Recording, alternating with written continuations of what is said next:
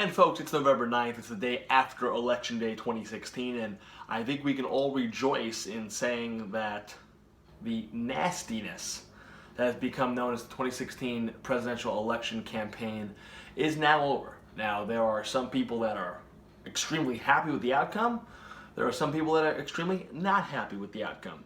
As you know, obviously, our next president, our 45th president, will be Donald Trump. A man with no political experience, no governing experience, no nothing other than being a businessman, successful businessman.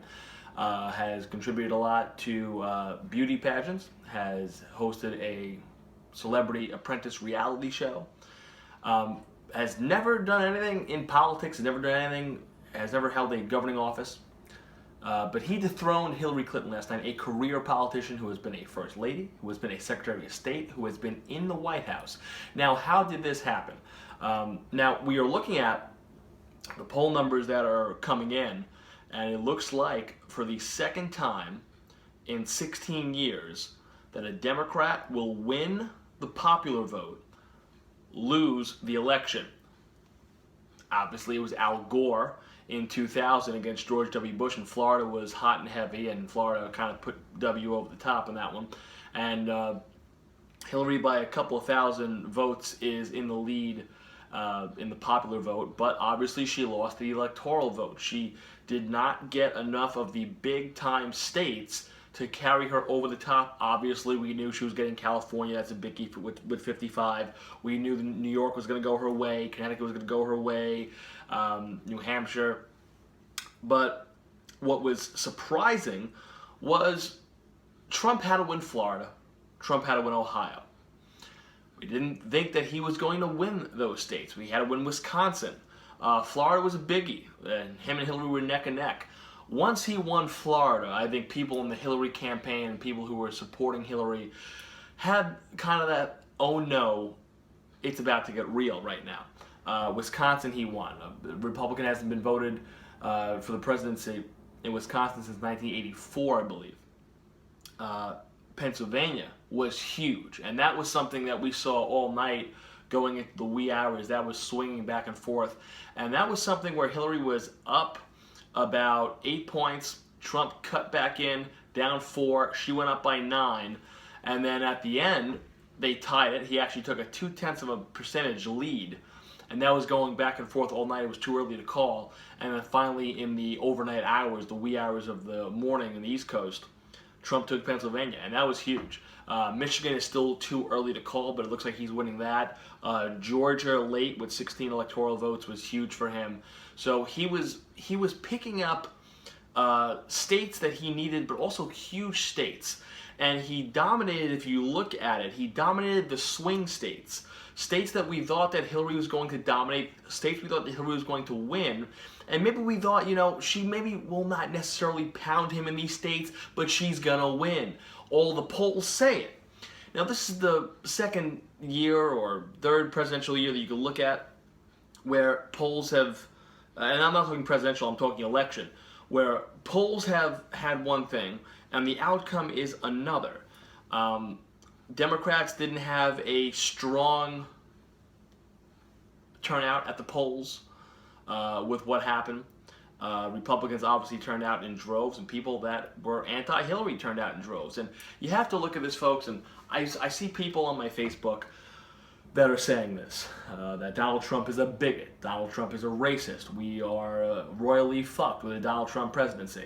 And it's his first day in office, Donald Trump is going to send all of the Muslims that are in this country out of the country. That's not going to happen. That has been a propaganda spewed by CNN and MSNBC and ABC. He's not going to do that. What they are going to do is the same thing that Tim Kaine wanted to do. And go on YouTube, and YouTube, it's actually in.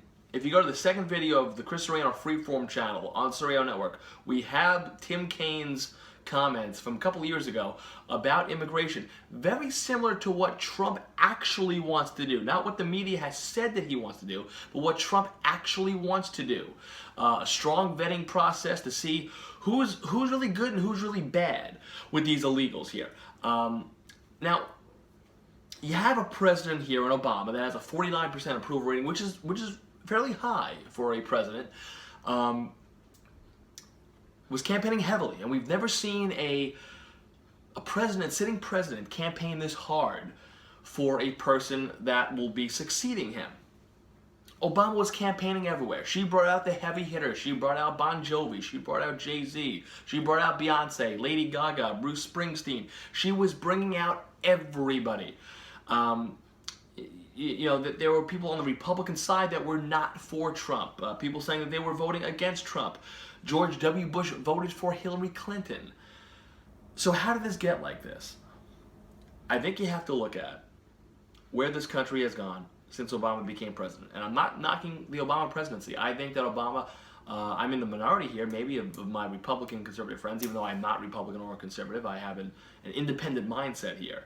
As many people think that I'm a Rush Limbaugh conservative, I am not, actually. I'm right down the middle. I look myself as an independent thinker. But the situation that we see with the cops and law enforcement nationwide, and then this horrible Iran deal that I think even people on the left have said that's a pretty stupid deal. We got the raw end of the stick on that one. You look at the Syrian refugees that are supposed to be coming in. Obamacare is not well liked. And I think also it looks at Hillary Clinton.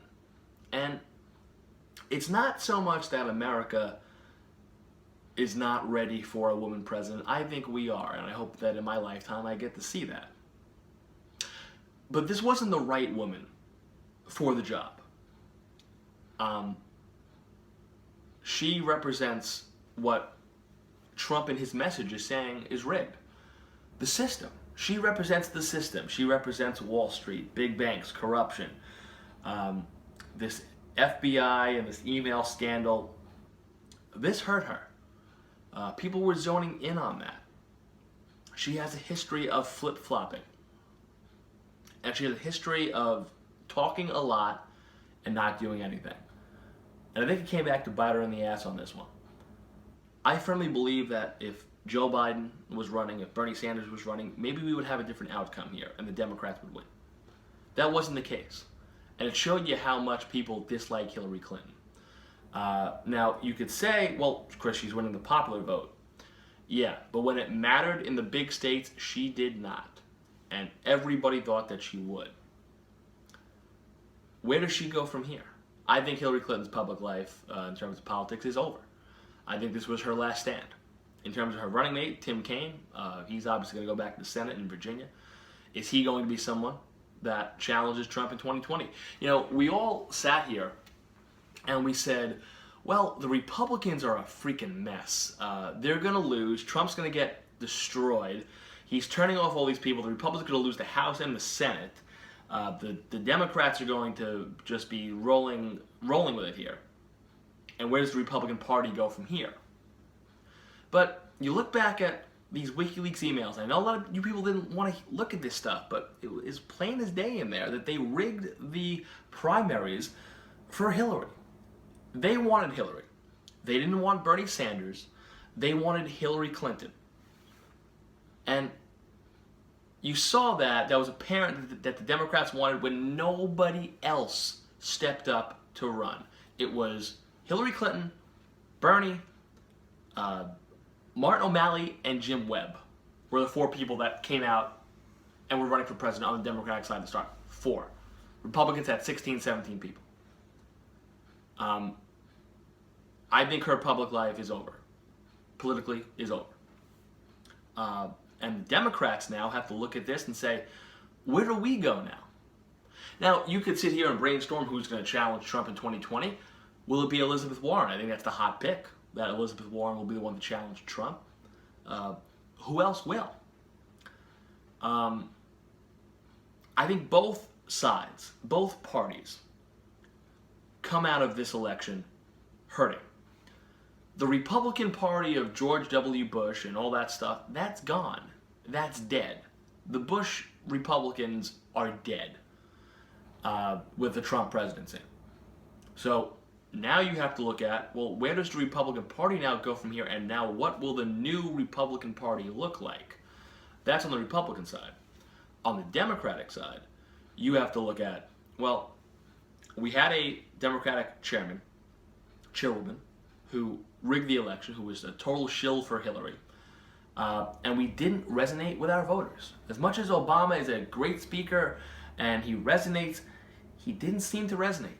You look at the African American vote, not a lot of African Americans came out and turned out to vote in this one. Well, why? We know they came out in droves for Barack Obama. They didn't come out for this one. As much as Obama was stumping for Hillary and said, you gotta vote, this is important for my legacy, you didn't see a lot of minority votes cast, and then not a lot of minority votes came out. And you have to ask the big question now, where does the Democratic Party go from here? They lost the Senate, they lost the House. They don't have control of anything. They don't have control of the White House. And one thing that was huge was the justice. That seat. That's going to go to Republicans.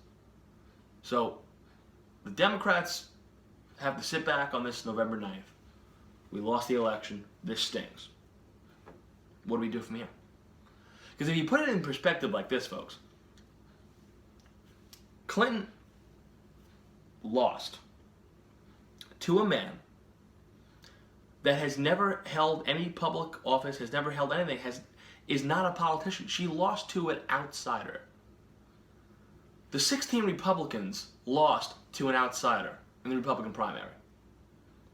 Politics as we know it is changing, and I think we saw that here. And it's not whitewashing or racism or sexism that helped Trump get over the top.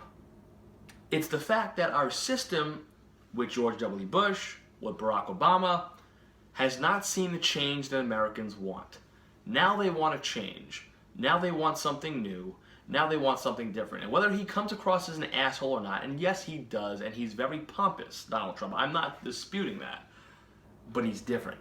He's new. He's a breath of fresh air in politics, and that's what put him over the top. Not sexism, not racism.